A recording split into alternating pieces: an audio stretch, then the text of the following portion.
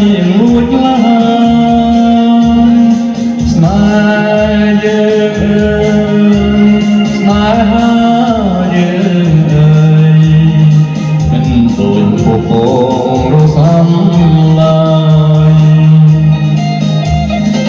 បើសាបើសេជាសាស្ត្រីខ្មែរក្នុងជាបំពេគុំលេងពីរូបខ្លួនឯងគុំធ្លាប់ខឹងមិនមកមើលធំជាទៅពួងហើយឆ្លងឲ្យពងសរសើរពណ៌ស្នេហាយើង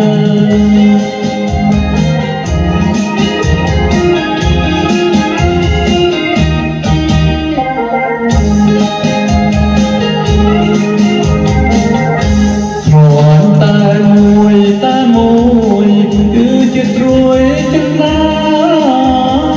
ជាបងតាជាបងណាស្នេហ៍លើកាក្រពំរីកលើភ្នំក្លិនអើយក្រអូនក្លិនក្រអូនវើយវើយតែនៅក្នុងដៃភ្លេងនៅក្នុងភ្លេងក្នុងនៃស្នេហានៅក្នុងលោកកាតើមាននរណាស្នេហា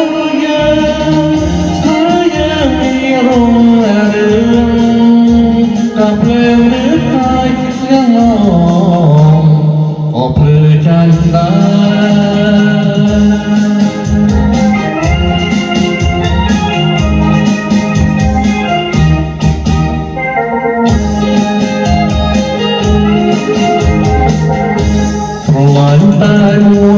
តែមួ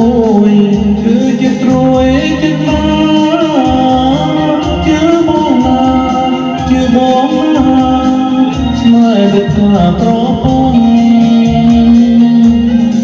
រីកលើភ្នំក្លិនអើយក្រអូនក្លិនក្រអូនវើយតែនៅក្នុងដៃភ្លេងនៅក្នុងភ្លេងរំលេចស្នេហានៅក្នុងលោកកាតើមាននរណាស្នេហាយើងហើយយើងមានរងរឿងកាប់ភ្លើងឬផ្កាយផ្លែមកអបភ្លឺចាញ់ដា